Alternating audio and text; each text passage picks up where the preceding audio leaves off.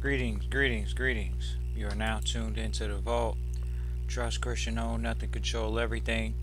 Just want to thank you for tuning in live, listening to the replay. Always appreciate everybody that tunes in live, listens in the replay. This is the vault, episode 774.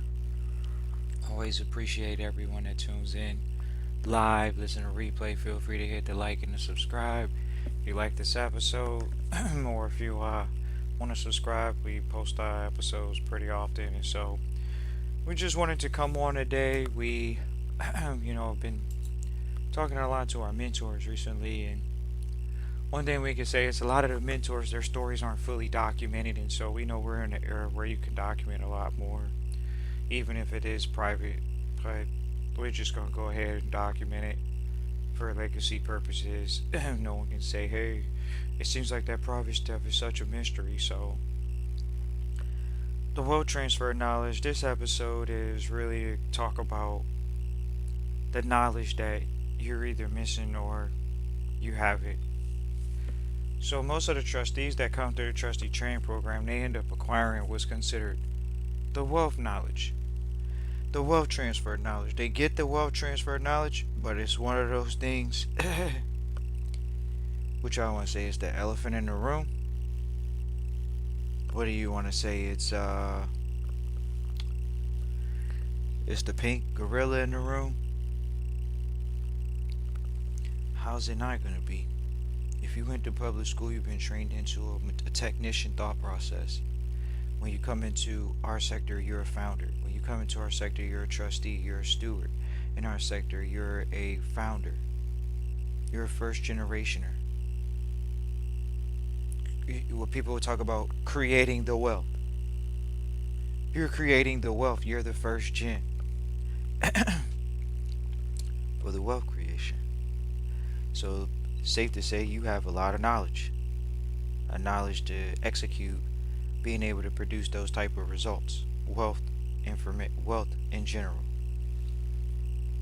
And so the wealth knowledge that we wanted to talk about today was the gap that if you don't have the information, you won't even be able to execute. But for the ones that have the information, we just gonna go ahead and share it flat out right with you. A lot of times, or sometimes, we could use the 80-20 rule. The 80-20 rule is 80% of the people, they just not going to utilize the information properly, because when you come into this sector, it goes against your first way of being trained. It goes against you being a technician. It goes against you doing everything yourself. This is a harsh reality for people. Oh, Trust Christian, I don't want to have to build a team. I want to do it by myself. Think about that thought process. So, a lot of people would say, well, the thought process, you're trying to say that I got to build a team? 100%. In the wealth sector, in the business sector, got to build a team. Some people think it's a partnership. Some people think it's this. Some people think it's that. One thing we know for sure is you're a fiduciary sitting at the table with other people that are fiduciaries. And they may have more experience than you in being a fiduciary because they're seniors. So you find mentors in the sector. Okay, great. That is wealth transfer knowledge. Oh, I gotta have a mentor. Man, Trust Christian, that's what we talk about on podcasts. We've been talking about that since episode 1. Is you gotta have a mentor. But how many people got mentors? We were literally every day we talk to our mentors, if y'all understood how we communicate with our mentors. Because you gotta have the mindset of a previous successful person in trusteeship. You have to be channeling that energy. A successful trustee energy. Otherwise, by default, you're going to channel failure energy. So what energy are you channeling? What mindset, what pattern are you utilizing for success? This might be a misnomer to some people. Oh, Trust Christian, how do you know all this stuff? You seem so smart and all this other stuff. But at the end of the day, it's not about being the smartest one in the room. It's also about having other smart people around you that you can call upon and get the information. So Trust Christian, what we know is the wealth transfer knowledge, you gotta have a mentor. There's no old trust Christian. What are you talking about? Trust Christians have mentors since we've been 18, maybe even 17, a year early. But one thing for sure, have mentors at 18 for sure. Mentors. We're talking about whether you want to say high government officials, uh, man, you don't even want to know. They're definitely super successful. But as you grow, what we learned early by 25 years old is wild because you end up outgrowing your mentor relationships. And we never thought that would be possible. But it shows you that you're not supposed to pedestalize people and put people on no pedestal. It just shows you that, yeah, you're going to work with people, you're going to build with people for a while, and then there's a learning in that process. Hopefully, you learning something in that process, not just taking. Hopefully, you giving them something too. But it's a learning process. So, I've had mentors since I've been 18. It's the wealth transfer knowledge. You gotta have a mentor. You gotta get locked in with a one-on-one. No doubt about it. Oh, trust Christian, I gotta do it. If you don't do it, you're just delaying the success. Just bottom line. There's no other way around. There's no oh trust Christian, that's the truth. How are you gonna get around that? How are you gonna get around not having the information? We already shared how we got the information, not just from having mentors, but we were in rooms and it was private families in those rooms. And yes, there are private families. That's who has wealth information. Private families. They have the what? They not out here just they ain't giving the money away. And what's wild is we see people sitting on the internet and they're like, oh, I'm gonna listen to this billionaire, and it's like, man, we even if you could say, oh, well, you don't know that particular billionaire, trust Christian, ladies and gentlemen, we're around them for sure. And okay, it's not that you don't want to believe it. You don't want to believe it that they're still competitive. They're very creative, but very competitive. So by that being the case, they're not giving you information. Some people could say that about the vault. Oh, how's that the case, trust Christian?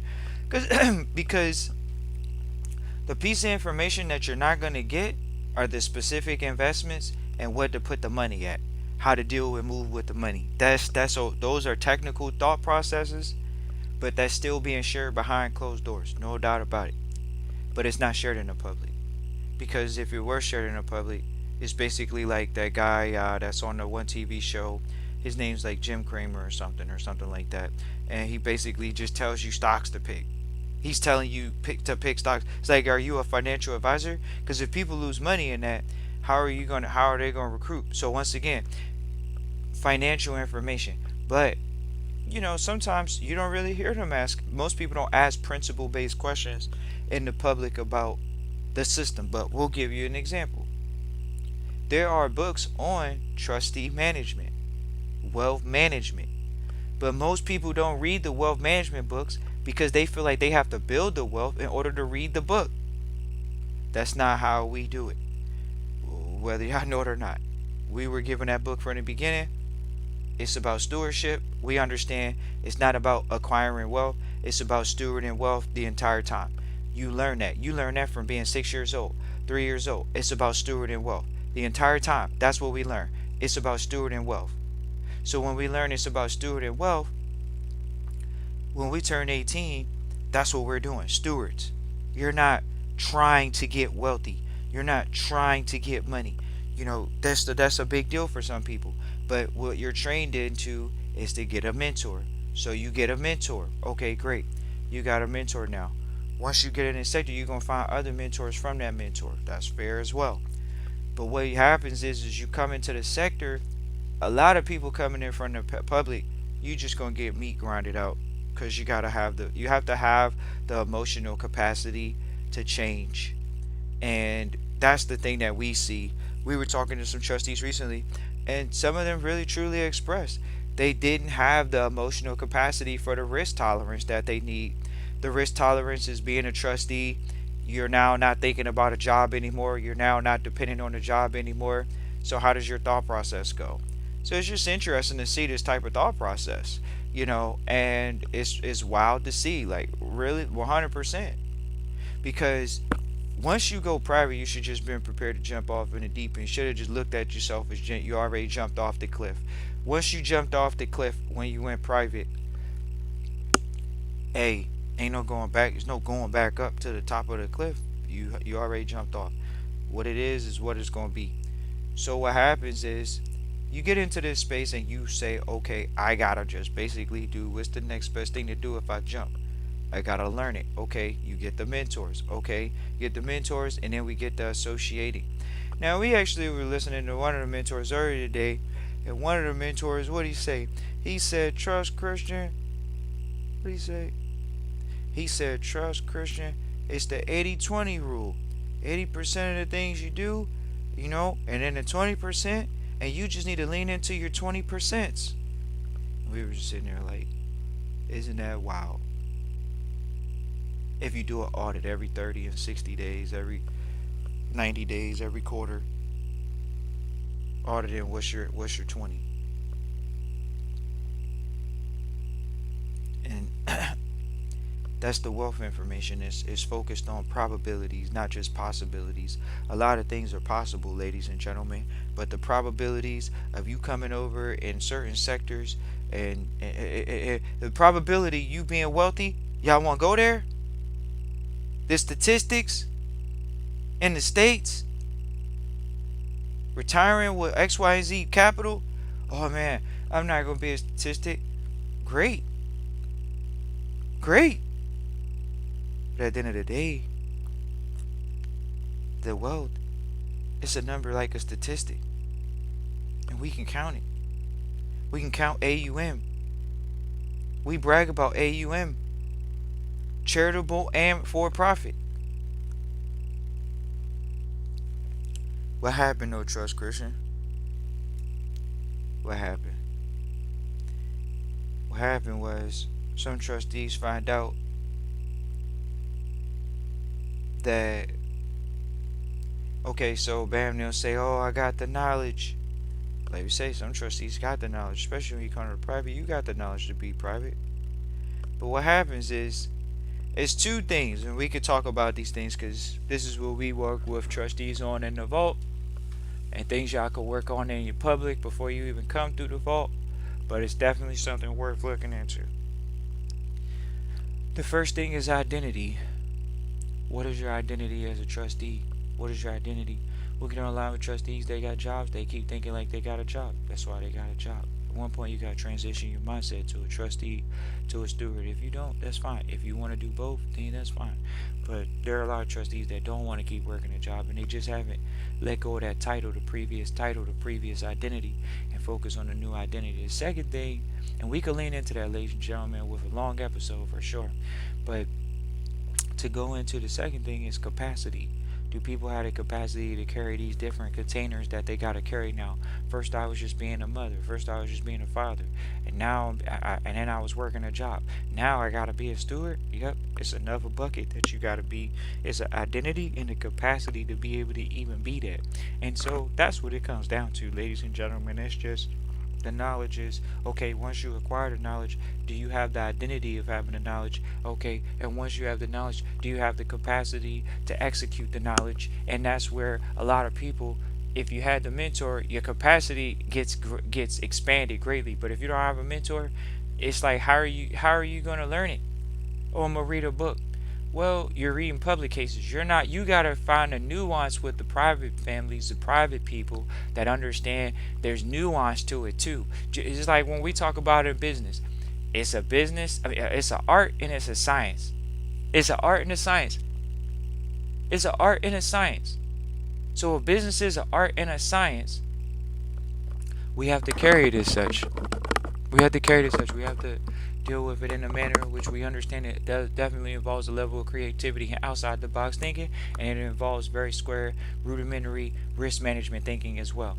So it shows you, okay, well, what skill sets do I need to be good at? Clearly, I need to be good at risk management, and clearly, I need to be good at,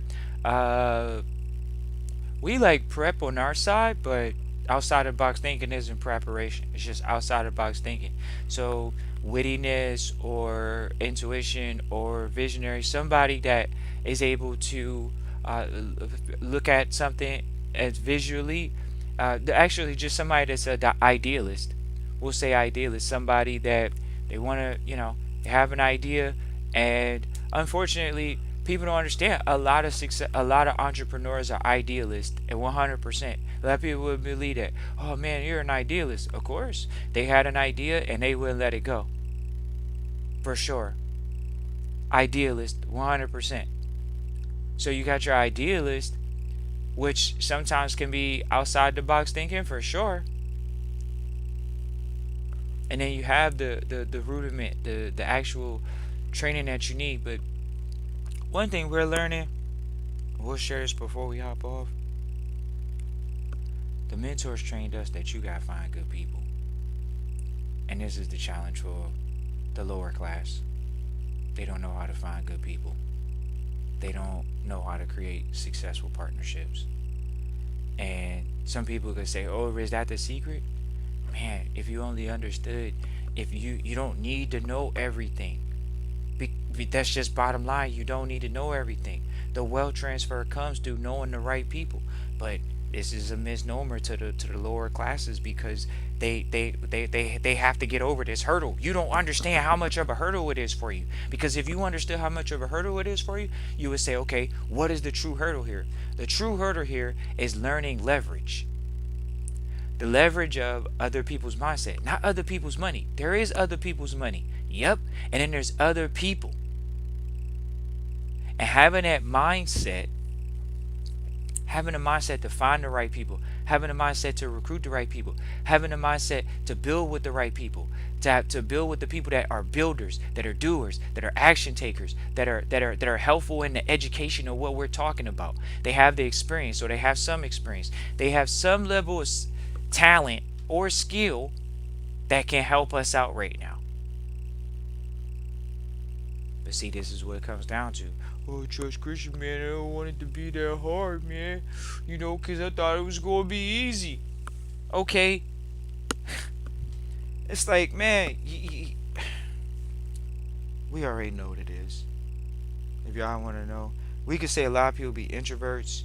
Y'all don't really want to know. A lot of successful people are introverts. So, okay, that takes away the excuse that you don't like talking to people. That's fine. Some people don't like talking to people. But it comes down to being bigger than that. It's about capacity. A lot of people would try to get around you, but it's your capacity to deal with people and work with people and massage egos. Think about how much you got to massage egos when you managing businesses, when you having a wealth transfer. When you have wealth, you have to massage egos just as much as the person that's wealthy has the ego. You gotta keep people wanting to help you. There's obviously people gonna be envious of what you have. So how do you treat people? How do you have the capacity to work with other people that are helping you? Do you have the capacity to even work with other people? Some people say, I don't want to work with other people. Well then, okay. Every wealthy person we know pretty much knows a lot of people. Wealthy people somehow are able to know a lot of people, but just as many people people think they know them.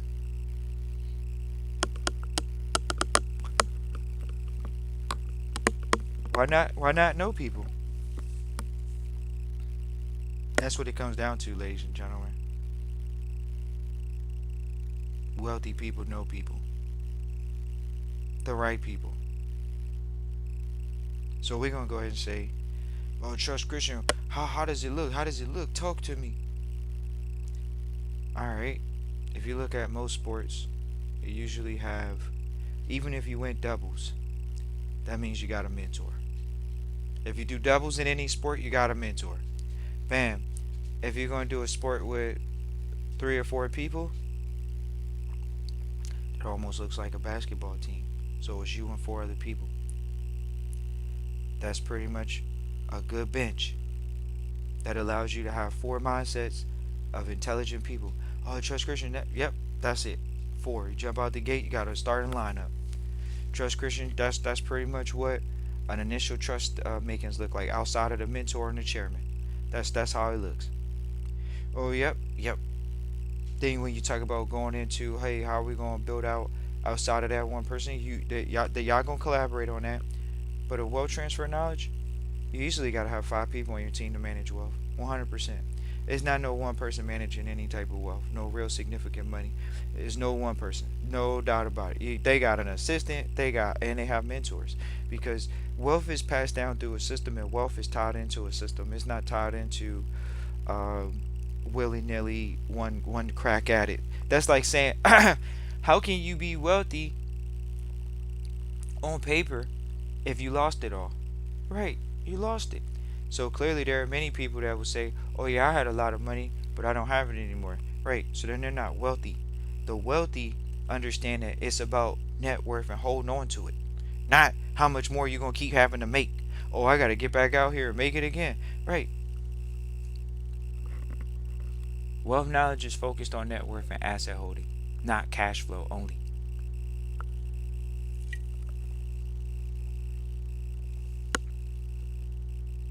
It's just a different mentality, ladies and gentlemen. It's a different mentality. How do you oh, the wealth transfer of knowledge? We sitting here today, we already up. And we sitting thinking like, man, you live in a country where companies go public, but the only thing is the population doesn't want to take companies public. There's over 300 companies on the stock market. There's over 700 companies in some stock markets. Could there be more people taking companies public? Yes. Could more people take companies public? Yes. Are they gonna take companies public? No. Because they're in a class, there's a class of people that don't understand the benefits of taking a company public. That's just bottom line. They don't understand the benefit of it. They think I should go start a small business and stay small. That's what they think. And there's many that think that. So we're talking about the generalization of the mass, not the elite. The elite understand one thing: start a company, sell it. Start a company, take it public. That's the difference, Church Christian? Definitely. The elite only understand that. They don't understand why you would want to why you would want to build a business and do it forever. Some people say because you're supposed to do what you love. The elite understand doing what you love is not working for money. Doing what you love is making money work for you. Doing what you love may not even be dealing with money. Doing what you love may not involve money at times. So in turn, how is that the case? So we want to put ourselves in position, certain people, elite. This is what the elite think like. People say, I don't know what the elite think like. This is what the elite think like. This is what the elite are doing. Is it wrong? Not at all. Helping people, you know, successfully do things, employing people, employing a lot of people. Right. But there's a difference in mentality. Can more people take companies public? Of course. Just most aren't going to take the companies public. Why would they be taking companies public? I haven't been trained to. I don't know about that. That's so hard. I never heard nobody. I don't know nobody. All this other stuff. But when you're in our sector, the people that usually take companies public have mentors. We all have mentors. You can take a company public without it, but even Steve Jobs had mentors. So to say the most successful entrepreneurs don't have mentors, that's a falsehood in the sector. All elite have mentors. That's why we're considered that, because we have mentors that are already in that position, and all you're going to do is just duplicate what they did, and you're going to stay in the same position. You're not going to, oh yeah, I'm going to be trying to figure this out for the rest of my life. I'm going to work for someone until I'm 65. I'm going to do what everybody else does. They're going to own something. No, it's trust Christian, own not to control everything. That's how you live. It's trust Christian, own not to control everything. Oh yeah, trust Christian. What does it look like? Man, if you only knew. It looks like you providing service and providing value. Oh, okay, here we go. Yeah, say trust Christian. What does it look like? The mentors, they be using simple words. Oh yeah, trust Christian. It's all about value. What value can I bring to the table? What value does this bring to my life? What's the value? People think, oh yeah, wealthy people trying to pass along money. Uh, we sit in the rooms and you would like to think that somebody's gonna get their kid like $25 million. It doesn't matter if the kid's like 30 or 40 or whatever. It doesn't matter. We know people, they got kids that's over 40 years old and they not gonna get them no $40 million, and they got $40 million for sure, and they're not about to give the kids $40 million. No doubt about it. What they did their best to give their kids was values, and that's something that that's something that you would like to think, oh man, dad and mom, they, or whoever, Johnny and Susie, you know, man, they didn't get a kid $1 million. They had 100 million. They didn't get a kid $1 million to start a business. Well, they sent their kid to great schools. They did their best to give value to the kid. Give values. That's that. Old Church Christian, 100% tried to give values. And a lot of times, a lot of people that aren't in the sector or in this environment, they think, oh yeah, if I make a lot of money, I'll make it easier on my kids. All right, well, no one's saying it shouldn't be easier, but nah, they not just getting. No one's giving out just money to their kids like that. So now that we know that, we can move in a fashion where we understand we're giving values. And like we say, one of them is your identity, and the other one's your capacity, and that's where it starts. Trust Christian at what is it? Christian at trustchristian.com. Christian at trustchristian.com. Christian at trustchristian.com. Look forward to hearing from you all. Peace and joy.